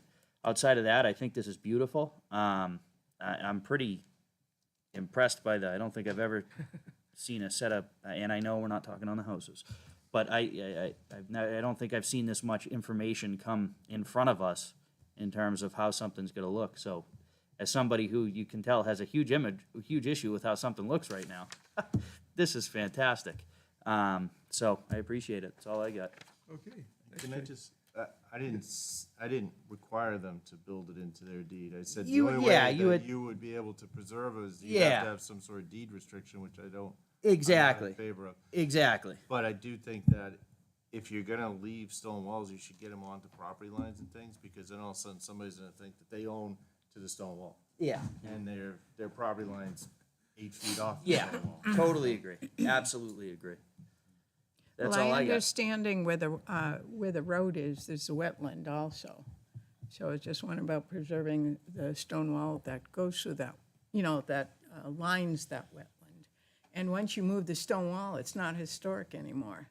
So, you know, you're saying you want it to look like before, but it's not going to be historic. I understand it's not going to be historic, but there's going to be a value to that of. There's still You were historic talking about rocks. preserving history and that. We're that would- absolutely yeah. preserving history. Again, you know, we don't want to impede what's going to be a beautiful development because of this wall, but Well, you it know, was just one wall, the walls going to the north on the left property, and the next one over, the one on the left, the long one. it looks like there's a good majority of that wouldn't even be touched because it's all wooded, correct? There's I'd like al- to speak on the walls. Yeah. Aaron Orso, I'm the Right, developer. right. On the rock walls, our plan is to keep. Could I have the full name, please? Aaron Orso, with Cedar Crest Development. Yeah, I know, but it's for the record, so. I apologize. And our whole idea is to keep these rock walls too. We understand the historical integrity of these, and we appreciate that. On a lot of our other subdivisions that we've done, we've ran into these things too. Usually what we'll do is any of the ones that get in the way of, you know, where we plan to put a home or construction, we will create, you know, what we call a pile or whatnot, and we recreate these. If you go up to my development that I did off of Exit 5, which was Family Tree Estates, off of Auburn Road, take a look at how we recreated the walls there. I mean, it creates an awesome entrance to the subdivision. We keep them out of the right of way so that they're not affected by the, you know, anything that the town needs to do or the plows, but also kind of creates a nice front yard landscape that people can plant around, and, you know, kind of creates a little bit of a separation from front door to pavement. So that's our goal in as many of the locations as we can. The Heritage Commission and the Historical Society, we were very willing to work with you on that, and especially the house. We find the best way to preserve a house is to have it actually being used. Someone owns it, someone Now, lives can in I- it, someone appreciates it, you know. Can I ask you a question? Is Mr. Wright planning on staying in that house, or not at all? No, I'm buying The whole thing? property. Would you consider that lot sold separately with the house on it? We honestly, I have plans to go in and put together my own cost analysis. I wanted to kind of see what the feedback was from today and let people know that our goal is to try to keep it. Personally, I think the house is awesome. The barn behind it is awesome, but it really comes down to, I'm not many of the board members have said, I'm not gonna put $2 million into the house if it has Right. any sort of structural issues. And these are things that we're gonna weed out, and it's not something that we're gonna just tell you. We'll have, information and facts proven, and obviously through the demolition process, we have to work with the town. Well, I so- will call a demo delay on it if you do plan on taking it down Yeah. as part of the Historical Society too, so. Not one of those things like I heard before where I'm saying I'm gonna do something and completely coming up with something different. Right. Haven't done that before when I've worked with any of you guys here, and don't plan on doing that. Yeah, and On this even if project. you're interested in looking for Art. funding to preserve it too. Point of motion. Is this house on the historical register? Yes. Okay, just want to make sure. It's not a register, it's a list of historic properties. So it's a list of historic properties, it's not on the register Not though? on the register. Right, so slowing down demoing the property, I don't think you can actually do, because it might be a list, but it's not on the record. Yeah, we have a demolition delay ordinance anyway. Really? so it Yes, could- it yes, could- definitely. it have could- our own Which is committee. done through the building inspector, and it's a demolition delay committee that makes a decision. I think there's a 45-day time frame in which they have to render a decision, and. They tore it or whatever. I think it's 6. pardon? They tore it and looked through it. And Yes. And they yeah. keep And pieces that usually, are if of something is gonna significance. be demoed, the Historical Society goes in and looks, and most of the developers that we've dealt with have been very agreeable. it happened down on Chase Road. There was a. Yeah, I called that one, and yeah, it also was the- 24. the big yellow one. Griffin Road. So, Yeah, I think those There's a lot of places cool were- stuff were in there. Beyond saving anyway, so. I just wanted to say something. So you see where the elbow is on, can I get up for a second and just point, just because it would be easier? Sorry. So you see when you come out of here to like here, and then back over here is the playground and the tennis courts? Like just an off-site improvement, to me, that's the only spot you should put the sidewalk, because the kids from this neighborhood, instead of cutting through somebody's backyard, could come this way, ride their bike, go right into the playground, into the tennis courts, into the baseball fields, the basketball courts, and hang over there. That adds value to you, and it's an off-site improvement for us. And when I said sidewalks, the only reason I brought it up was because he brought it up, and I wanted clarity as to what you meant by sidewalks. That was the area I was talking about as well, Deb.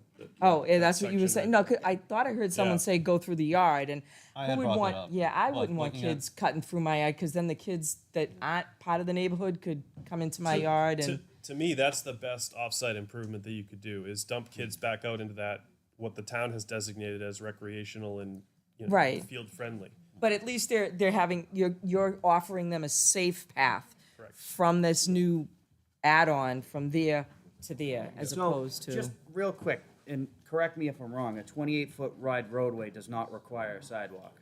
Correct. So we would have no sidewalk and then like 30 feet of sidewalk.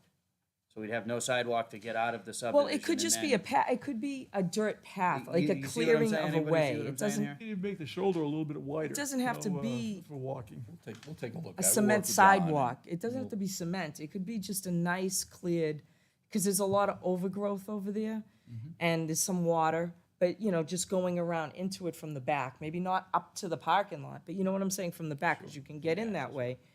But you don't need to put cement. Just put, You can use a wrap like in the Like- town forest, go get wood chips from Eric Turcott and put those heavy-duty wood You know how chips that down, goes, actually. so the growth doesn't come up. Mr. Chair, question for Yes. Ian is what was the name of the roadway that traversed Road, Old Nelson Road. or Kelly? something. Old Nelson or? I can't Kelly want to know Road? what the name of the old road was. No. The original The original. They did- road. They basically weren't naming the roads back then. It was the road by Stagecoach? so-and-so's I think it's house, Stagecoach. basically. Oh, Um, gotcha. So who was Stagecoach. so-and-so? I think it's Stagecoach. What? I think they were Was the gonna old ask to road maybe name the development after that That used to road. run I down. think that's where he I, was going that's, with you that. know, that to me, that's like, that's, That, like the plaque I said, just Yeah. having a Yeah. little You bit know, of it just- it's history. all This is ties the together. original Mammoth Road and yada, yada, yada. Mr. Chair. But yes. when That's I, the last when, comment. Well, I haven't had my turn yet, so. I'd like to Out of make a control. comment. If you had the possibility of putting in natural gas, I would recommend that. Number one, first of all, it's the cheapest way to heat of all of the fuels. It's cleaner, clean air, everybody's worried about that. And it's one less truck driving on the roads once a week or once a month or whatever it is, if you use propane or oil. Sure. So it's a big benefit to the town, and it's a big benefit, I think, in selling your product, because it is the least expensive. I don't know what it's gonna be in the future, but that's the way it is now. Yeah, What do you think the cost would be to bring natural gas down, what's that, a mile? well, Yeah, let let me him speak, talk if you don't first. mind. Yeah. We'll certainly investigate, bringing up natural gas, but that sort of opens up a second thing. Natural gas will have to be cut into the pavement of Sergeant Road. Am I then gonna be required to repave Sergeant Road the entire width for the entire length? That's not under the purview of the public, of the planning department, George. That's the engineering and Yeah, environmental again, services, that- You know, that will play a big part in, yeah. in, It'd because it's a big financial be cost part of their repaving regulations, the entire not length ours, of, yeah.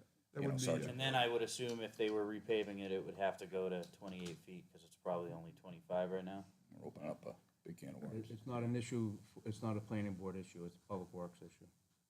See that as a huge expense, $1 million for 13 homes. well, I think John knows, he likes Yeah, to keep, yeah. it's his, he can handle that part. home. So, I think you've got a They're gonna be good, $1.3 million good idea. I if think you this does add look another $1 great. million I mean, the houses are beautiful. I'm sure they're not gonna be on the pricey side, but that's the clientele that probably is buying it. Our master plan calls for this central area to be used for municipal and also residential purposes. So, we do have ball fields, we have recreation area that is quite heavily used. And I don't know if our rec department or the town had any desire to increase their properties or not by purchasing this, or even if the school department has any desire to utilize it. I know they've been looking for property. So at that, you know, I think at least as a courtesy is to let both the school district, school board know, and the town manager, town council know what you're doing with that property. So an official letter to explain everything and to give them some detail.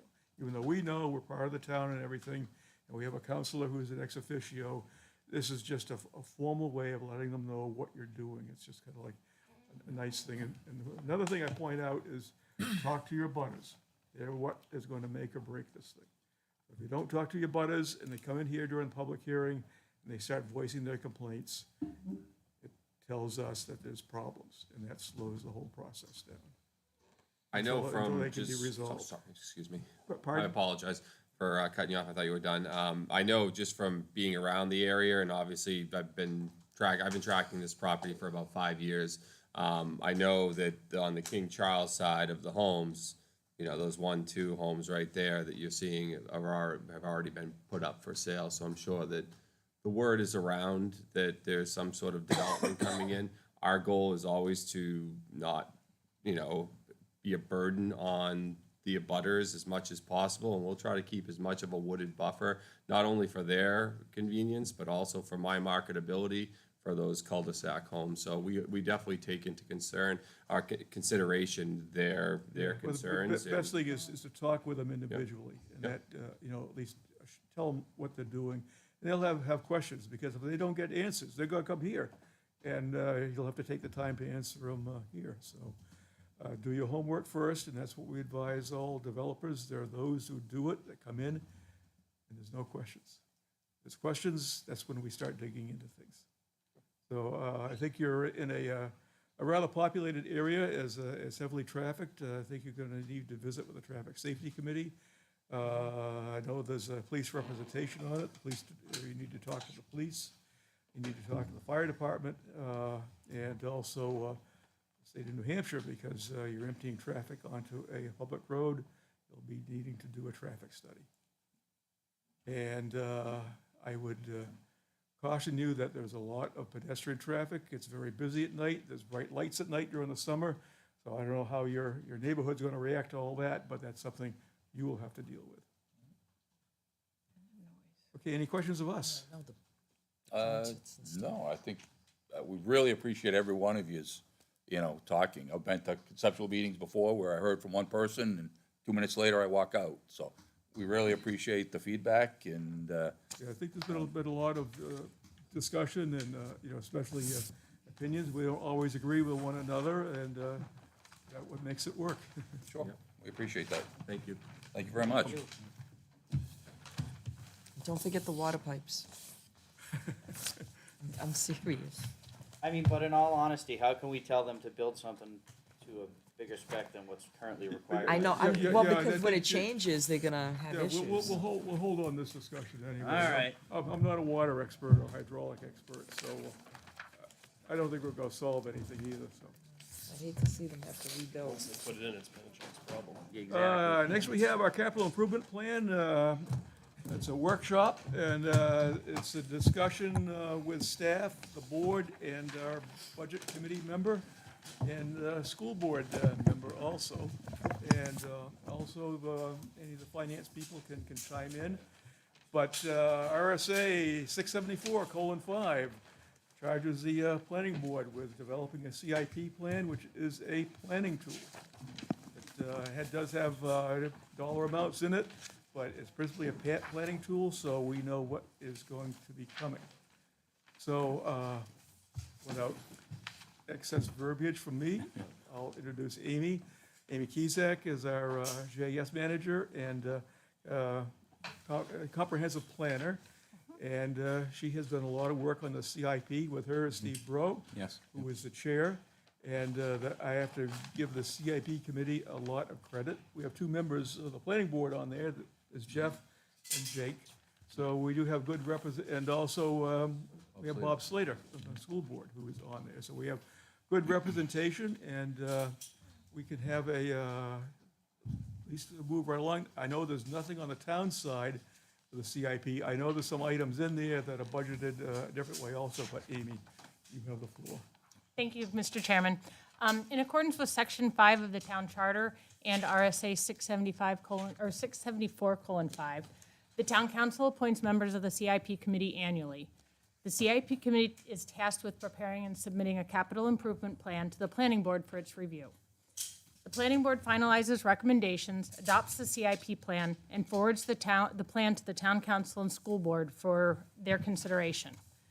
The capital improvement plan is an advisory document that looks out over 6 years to help the town recognize and resolve deficiencies in existing public facilities and anticipate and plan for future demand and for capital facilities. The CIP committee met on July 25th to review, score, and prioritize the submitted projects. After the presentation by the school district, they were the only side that submitted projects. The following priorities were recommended by the committee. You'll see on your screens have it, and it's up on the board. There were 6 projects that ended up being submitted by the school district. Moose Hill 1A is 6 rooms. It was given a priority 2. Priority 2 is it's necessary and needed within the next 3 to 5 years to maintain basic level of quality of community services. Moose Hill 1B is full-day kindergarten. It's been given a priority 5.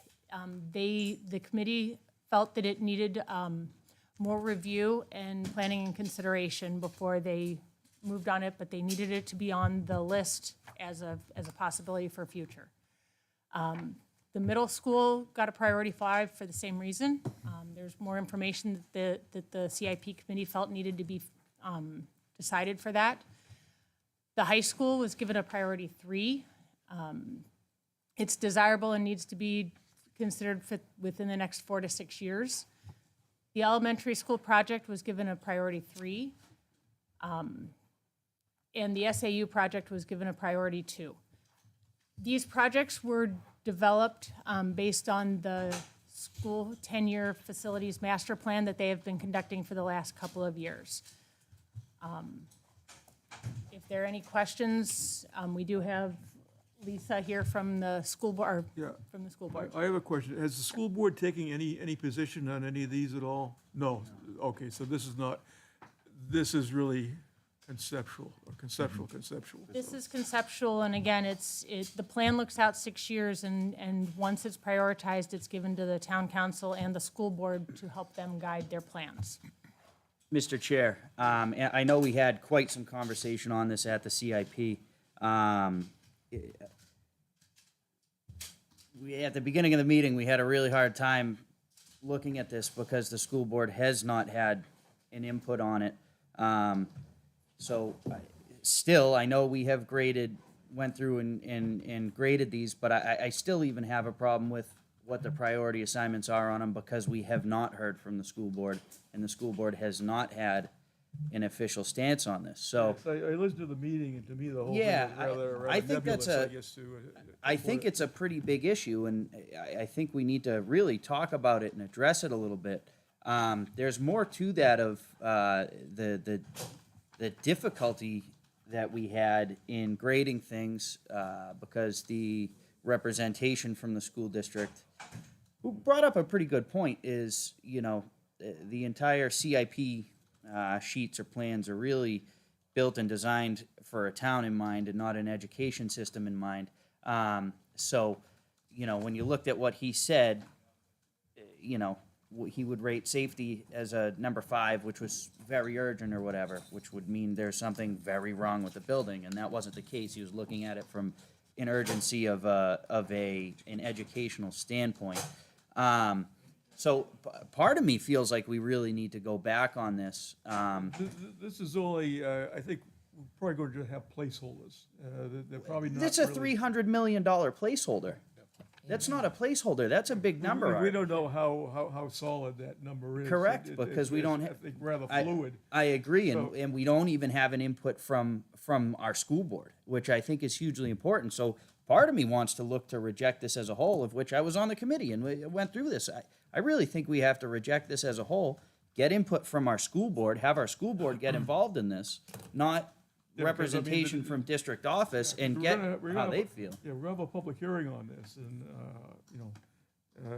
I don't know what the attendance will be and what everyone will have. I get that. But, we have the ability to move things around, and we How- have in the past. How do we also. move things around without an official feeling of how our school board feels about this? I have to say, I agree with you 100%. Yeah. If the school, board has not had time to really look at this and everything, and I think you hit on one really important thing, and it's been brought up here before in discussion. The way The the forms forms have that gotta are get used to evaluate school district projects Correct, are the same ones for the town. correct. And that's not right, because the town is a separate governmental entity. It's concerned with safety. Correct. School district education. Correct. Which there So- still needs to be a safety aspect of it, but there's got to be another Yes, line. yeah, I think. I agree. I think this point we'll let May I Amy talk comment some on that? more. To take a side note, the forms are being looked at Yeah. and they are being evaluated, and we are having a discussion separate from this plan Yep. on what the scoring criteria should look like moving forward. There have been discussions on that in the past, and we are working towards that. It needs to be separate from this discussion because this plan needs to work on what was presented.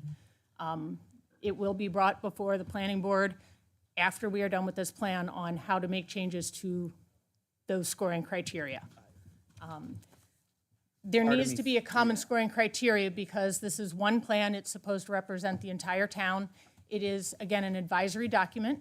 So while everyone hasn't had a chance to weigh in, the school board may not have had a chance to weigh in. We did have a school board representative on here. This is just a planning reference document to look out to figure out what may be coming down the road. That once this CIP is approved and recommended by the planning board, it goes to the town council and the school board for reference for them. So they will then be able to weigh in and work with the school district on how they're going to move forward with these projects and what needs to be done and when it needs to be done. The town council and the school board can do whatever they want, irrespective of the CIP. It's principally like a planning tool for us, so that we know what is coming, what's gonna be. I understand that. happening It's with- just- with to me, road it feels like the planning tools Okay, I wanna hear from, brought Steve. together by the board. I'm just wondering why, why not get some information from the school board just to provide just as a reference? I mean, it doesn't have to change what's here, but at least the committee will know this is where the school board is with this. Yeah. Just a point of reference, that's it. I just feel like the cart's a mile before the horse on this one is all. Mr. And we Chair, felt just that, Steve, as at the another meeting. representative. Okay, Yeah. Jeff. As another representative of the CIP committee, my observation, we had a change of guard. Had an outgoing CFO. Correct. Who took this plan by, how he put it in and how he documented it. It was a missed opportunity that I think the school district and the school board can capitalize on moving forward. That said, there's a lot of information that's within what was submitted that's actually contradictory to the $150,000 facility study that they initiated. I would like to have seen more alignment between that study and the CIP, more traceability.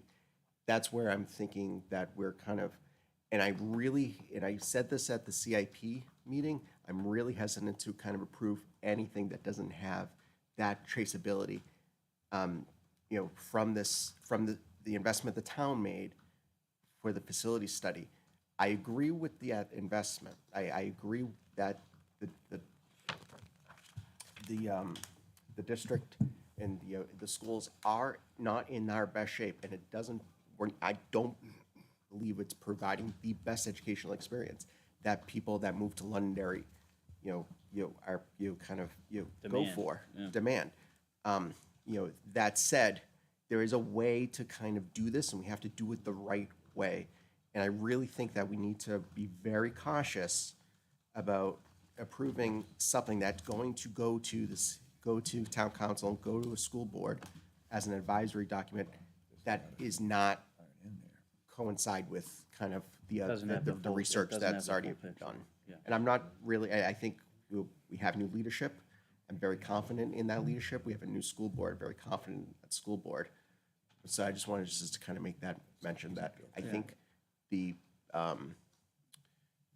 reason why we have, there's so much debate here is because an outgoing administration that probably approached CIP projects the same way that person has done in the last 30 years without really understanding that we are now going to be investing in, a $300 million project over the course of 10 to 20, 25 years, however that plans out. More planning needs to be done, and I think CIP does provide an opportunity for that. Okay, I'd like to have Bob Slater talk, and we'll hear right from the school board. Oh, I didn't see that. Thank you, Mr. Chairman.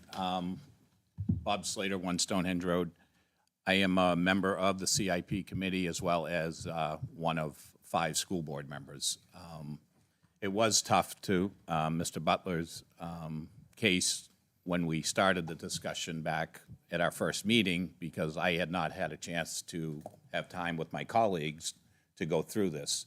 We just, at our last board meeting, our superintendent, Mr. Black, and our business agent, Lisa McKinney, put a plan together for us to review just a week ago.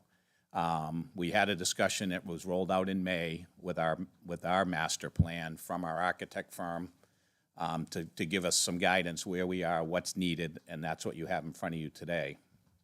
So we just had, I think Mr. Black put 3 options in front of us, so priorities 1 through 5. So we still need some time. I feel as though we have a couple of meetings before the public hearing that we can have some more information for you folks at the public hearing as well, maybe do an update at the beginning of the meeting. And that I don't know that we'll have answers to all the questions, but we may have 1, 2, or 3 that are in the very near future. And what's so hard about this is, a lot of these projects are probably 15 years away. So Yes. I just don't want people to get excited. There's not one project planned at this time. This is what we developed from 2019, the fall of 19, till May of this year, working with an architect firm of all our buildings, where we're at. We're going to come in with some mechanical issues as well that we may need to address in the near future rather than a building improvement. So we're working through that, so hopefully we can have some more information for you folks at the public hearing, if that helps this conversation tonight. That would definitely help, because I think that's what's being asked, in various ways, is something, what the school board has, how the school board feels. And, and I'll talk with you, the best thing is to come in with a unanimous school board on things. And yes, it's very, very long-term. The statute specifies 6 years, so does our town charter. And I know Amy and staff have been working on tailoring something that'll fit the school side. So probably next year will be in much better shape. But I think for the public hearing, which is October 12th, we'll work with as much information as we have. But my own feeling is that they're probably as what there is right now, really a level 5 is premature, So what I can do is I can have our superintendent give a slight presentation at the beginning of the public hearing where we're at that time, if it helps you folks. Yes, it definitely will, because I think we're in a quandary also, and it's a very hard decision to make. My feeling is it's just premature. So Just one question. I'll go to Deb and then Ann. Just a question. Do you think it would be possible to supply to this board prior to that meeting copies of the facility studies, master plan, like documents that, you guys have been looking at, besides what the architects say? I mean, those architects have gone to 7 towns around us with the same pitch, telling them that every building needs to be redone. So I would like to see the facility. It's true. Okay, It's true. Let's, Doesn't matter. It's true. It doesn't matter. It's true. Tony. That should be stricken from the minutes. That is disingenuous and unnecessary to indict a professional organization. Shame on you. Let's What do you have cool it invested in down. it? So anyway, Did you just say, what do you have invested in? She doesn't have a right to indict anybody, Mr. Chair. She does not have that right as a public servant. That is not correct. Okay. it is correct. Okay, That should be stricken from the record. Okay, It- we'll it is we'll correct. cease the discussion. It is correct. Is this a hearing? No, it's not a hearing. Thank you. So I just think that those documents and all the plans that they've put together should be shared amongst the boards Those for them to document- read, believe they're all were. public record Yeah, now. they're all public record. that there's been no updates since On then. the website. No, everything's on I the just wanted website. to make sure that there was no other updates, that everything we had was up to date. And I will just, if I could, Mr. Chair, just Yes. follow up on that. This has been almost 3 years of undertaking, of walking these buildings 30, 40 times, investigating. This is the most detailed. And I'm not saying that isn't true. I'm just saying we I just want to have let- I updated just want, info. Bob talk, I want the Deb. folks, you Yeah. folks to understand how we got to this point, to that point.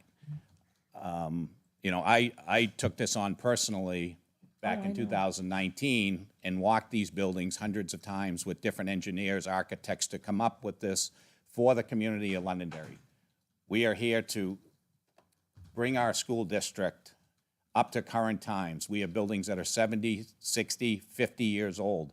The 21st, we need to get to the 21st century. Learning, teaching has all changed. So we have taken this, we take a lot of pride in what we're trying to do with the Londonderry School District to take it to that next level. We've had a big staff turnover, as everybody knows in town. We're headed in a great direction at this point. So I personally take a lot of pride in putting this together, and we know it's going to take us 20-plus years to bring this district up to current times where we're energy efficient, we have a good environment for students to learn, and all at this is gonna save us energy. Everybody's about energy today, learning areas, lighting.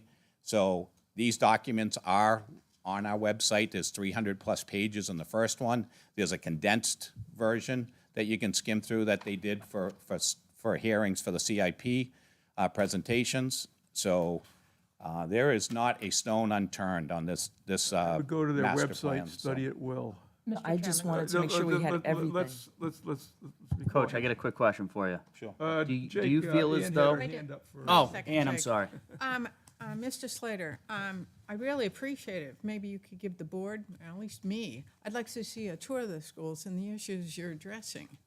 Because I haven't been in the schools because basically they've been on lockdown. I used to be in there all the time volunteering. So I'd love to go and see And the I'm schools and so- from your, through your eyes. I'd be glad to take you around. I know them like the back of my hand, but we just did, I'm sorry you didn't know, we just did the school tours August 24th and 25th. Yeah, but they were basically for parents and school kids. No, it's for everybody. I did get The to whole go community. into Matthew Thornton because that one was on the night of a planning board meeting. And I went there early and before anybody came and I walked the halls till I found somebody. The door was wide open. I'd be glad to give anybody in this town a tour and show them exactly what we're talking about I at would any love to point. see all the schools like that If through anyone your wants eyes. a tour, Yep, set it up with me, email Contact me, Bob. and I'll put a day and time together, or 2 days, whatever it takes. I'd be glad to show you exactly. Because I haven't been to Matthew Thornton since my kids graduated, and I remember 1999 or whatever. You know, it would be great to get back in there and look through it. Yep. Look at the school through your eyes. Absolutely. it used to be the old town meetings in the gym there. Yep, that's right. Coach, do you feel as though? Yeah, Jake, and then Al. Do you feel as though, are you comfortable being able to come to a public hearing and give us the information that you think we need? Or do you feel like we need to almost take a step back, let the board review everything, essentially do another CIP meeting, and then come to this board? Or are you comfortable saying, we can get you the information you need in a public hearing to make the board feel comfortable about this? I would say we'll have definitely some more information by the public hearing. We just had our first preview of 3 different options by Mr. Black, our Yeah. superintendent, which, Yep. Gave us some options to think about till our next Absolutely. meeting. And then we have another meeting before, so we can definitely get some more dialogue and bring it to you. And then what I would say is at that point, if you guys feel as though you still need more information, you can make your decision whether to carry it always further. continue the hearing. And for, it's the just, next we've got a lot of work to do. As you can see, a lot of these are TBD, on these projects, because they're 12, 15 years out. And master plans, they change. Oh, yes. We don't know what enrollment is 5 Flexibility years in from the- now. We don't know if design may change on a building, but we have a good preview of what the district needs at this time and moving forward. That's what this master plan, and that's what any master plan is. Yeah. It's taken the town 30 years to get everything up to date in regards to fire department, town hall, police department. I know there's been improvements at the highway department. There's been improvements with the senior center, so it takes time. And traditionally, any warrant article for a big building project, Londonderry takes 3 times before it'll pass. So we've all been there. Steve, do you feel like this is I got something that should Al, come back and to then, CIP? Amy? That was asked a Amy, question. okay, Amy, Yeah. Steve. I was Jake's just- asking me a question. I just asked Steve a question. Can I answer this one though first? Sure. I would recommend that we do another workshop meeting once the school board has had a chance to digest it and just push back the public hearing. Okay, so at planning board, not at CIP? Yes. Okay. That's what I Okay. would recommend. Okay. I would like to see the feedback from the school board. and see Yeah, what they recommend, exactly. Just to see if it's in the line, if we're way off, or Okay. if it's in the ballpark. But do you feel like this has to go back to CIP, or you think we're good staying at planning board? I'm fine with the planning board. Yeah, I'm okay. just saying if it's completely different from where we're at, different story. Okay. Let's just see where it falls. Okay. Al? Okay, just FYI for me and everybody else, Bob mentioned 12 to 15 years for some of these projects. Is there somebody here tonight that can let us know what the debt service schedule is for the school district? I'll give that to our business agent, Letha. Good question. Yes, the critical question. All of our debt will drop off in fiscal year '29. We have the high school that drops off this year, so this is the last year for the high school. We have South School, which goes until, that's one that goes until '29. North School refunding ends in '26, and we had a renovation bond a few years ago that ends in '25. So our debt is really Wow. dropping off over. Yeah. So, That's great. That's important for everybody to know. Can I have a follow-up on Al's? Can you tally those numbers that we're actually paying out? By year, yeah. Yeah, yeah. I'm just curious upon what we're actually paying out right This- now. This is principal only. Mhm. In the current year, it's 1.6 million. In '24, it'll be 935,000. '25, it'll be 920. '26, it'll be 520. '27, 255. '28, 255. '29, 255. That's principal only, and then there's interest, but I think that gives you what you were looking for. Pretty good. That's pretty good. Yep, we're, sounds like decent shape. And I know to keep our credit rating, we always have to have a certain amount of indebtedness anyway, paying bonds off, so Right. that's another thing to think about. Art, I had another I'm question. going to Amy, let her Oh, finish go ahead. up. I think we've done enough. We tend to repeat things here. Amy? I'll work with the school board and the school district to find out when they're ready to come back before you. We can come back before you with their digested and information, and then we can push back the public hearing until You later. go back November for the hearing if possible. Yes. I don't think there's any deadline. We tend to like to have it done, and I don't think it's critical this year for both the school and the town budgets. For the budget season, we usually try to do that, but yes, It we needs to can be push that. done before budget, so. Yeah. So we'll have the public hearing on the second Wednesday in November, and I haven't looked that far ahead And we'll do a yet. workshop in October. Yeah, so October will be the workshop, and then public hearing will be November, something or other. Will we have school board feedback by that point? Yes, next month, October 12th. We'll have information. We'll put together what we can then, and then have the public hearing in November. Because if I'm reading this correctly, there's literally no capital improvement projects for the town with the exception of school. Correct. Correct. Yeah, that's correct. Correct. So they're kind of really the driving factor here. Right.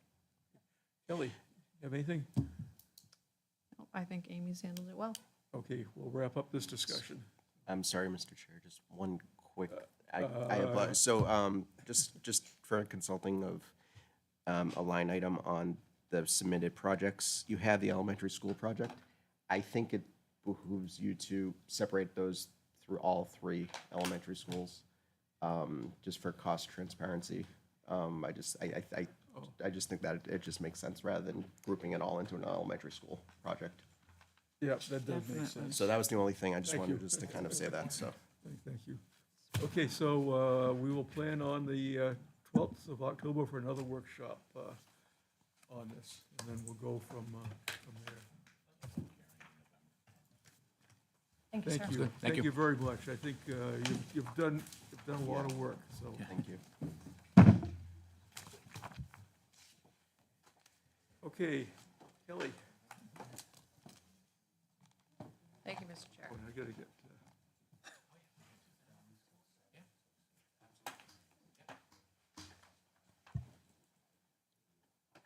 All set? all set. So next is our work session on updating the site plan and subdivision regulations. I just want to emphasize before we get into some detail here that the majority of these amendments are essentially housekeeping items. You'll notice if you went through the document, they're noted in track changes, and then in the subdivision regulations, they're noted in red.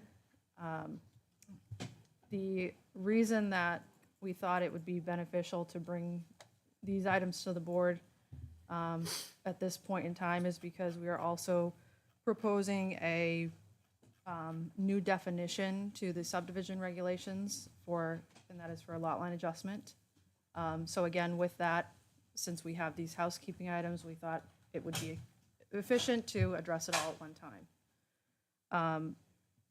Again, staff is aware that more comprehensive amendments are needed to these regulations, and we have every intention of looking into that further.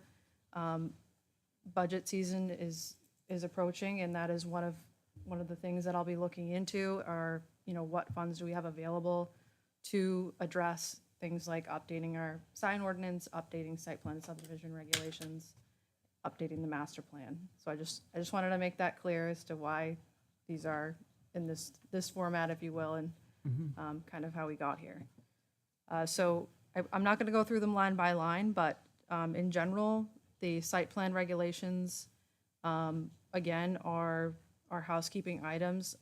All of these things, such as requiring, copies of documents for submission of applications, the way their documents are submitted are things that we already require.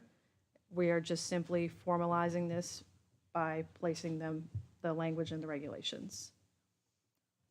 So for the site plan regulations, which is what I have up on the screen now, you'll see there's changes on pages 9 related to submission items. There are proposed changes on pages 11 through 15, again, related to submission items, such as number of copies of documents. And then further down into the regs, we get into checklist items, which is part of our application process. And again, those are related to number of copies we require, and then some is removing, just bear with me, some items that we don't actually require anymore. So that is the gist of the site plan amendments. I'm happy to get into more detail if I can, or answer any questions, but that. Okay, what I'll do is, well, Jake's not here, so I'll start with Jason. I have no questions, thank you. Okay, Bruce. I don't have any particular questions at this time, but I would like a little bit of time to just kind of go through and digest, so. Yes. And I 'Cause I don't think that at 9 we're gonna have the o'clock- hearing on it next. Yeah, next yeah. month, So I'd like to digest it a little bit more, and perhaps, we could have another workshop before we have a public hearing on it. Oh, you feel that we need another workshop? Well, I mean, I just, I don't know if at this time tonight is the right time to push through it. Okay, well, we'll see how the rest of the board feels. Jake, We skipped you. You skipped me. Yeah, we're going back to Started the- with you. Wow, no kidding, huh? Jeez, that's You're why. probably the star. You weren't there. I would agree with Bruce just because I think a lot's happened tonight. So a lot to digest tonight. So I would agree with Bruce that another Okay, hearing. we'll go to Roger. We can look at this on our home computer. Yes, you can send it out to the full board, so we can look at it, at our leisure between now and, next. I hate to agree to something that I haven't read through. I haven't either, but I'm catching up quickly here, so. And it's nothing, nothing earth-shattering. It's either something we've already do or it's an administrative update to it. So. Johnny? I have a question on section 2.02.d.1. And can you explain what the difference is between the existing and the proposed language, the red language where sufficient amount determined by the planning department with input from town's third party? Can you? Could you repeat the section number, please? Yes, ma'am. Section 2.02.d.1. Okay, thank you. You're referring to the site plan regs, correct? Are you talking proposed with input from the town's third-party review consultants? Is that what you're asking about? The red language was the change. What is that? What does that do? Why is that there? What does it mean? I understand. So we send out majority of our applications to third-party review, Yeah. and they provide comment and feedback as part of our agreement with them. So that's what that's referring to. And we didn't have that language in there before, but we were doing it, or? Is it in the Please. subdivision? I believe Giovanni's looking at the subdivision, because I did the existing and proposed. I'm just looking at the one that says changes to subdivision regulations, yes. Right, so that's, right, so that has existing and proposed.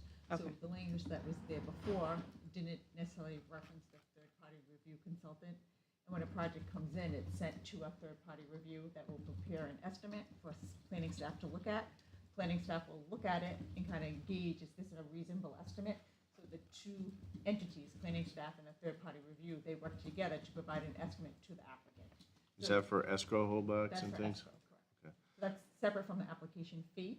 Yeah. So some plans that we receive, we don't send out for third-party review. The majority, I'm gonna say like 99 we do, but there's some that are so minor that we don't. Yep. But the intent of that change is to make it clear to the applicant that that escrow computation is being done with planning staff and our third-party review firm.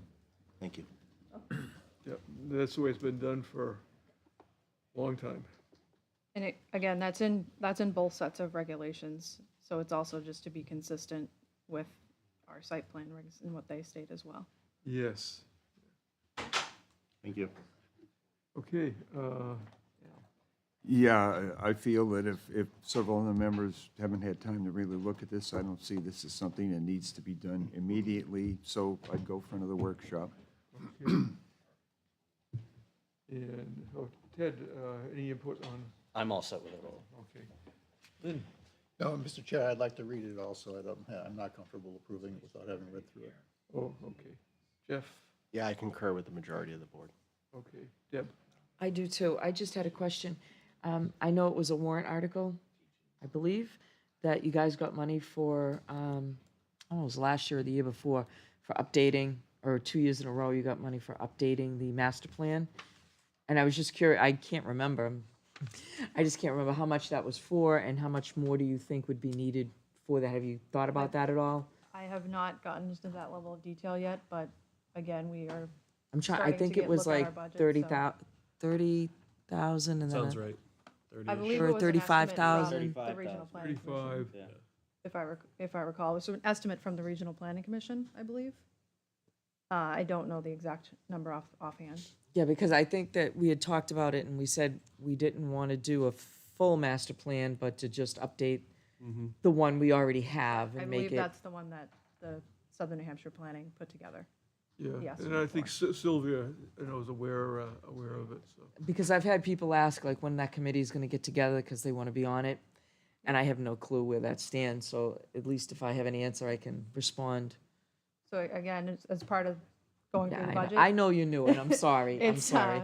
It's definitely something that I'm looking at, but I also, I'm prioritizing each of Oh, our I regs. get it, yeah. It's know, we not have up there on the priority right Correct, now. along with but, our sign ordinance as well. We'll start thinking about it. Yeah, no, toward, I'm just thinking that the next sign year. ordinance to me is more important than the So master plan with update. looking at funds and with guidance from this board as well, I can prioritize money Yeah. and figure out what makes the most sense. I just thought that might be good, helpful to her because we're coming into budget season. Yep. If we gave her some suggestions as to what we think would be priorities for her to put forth.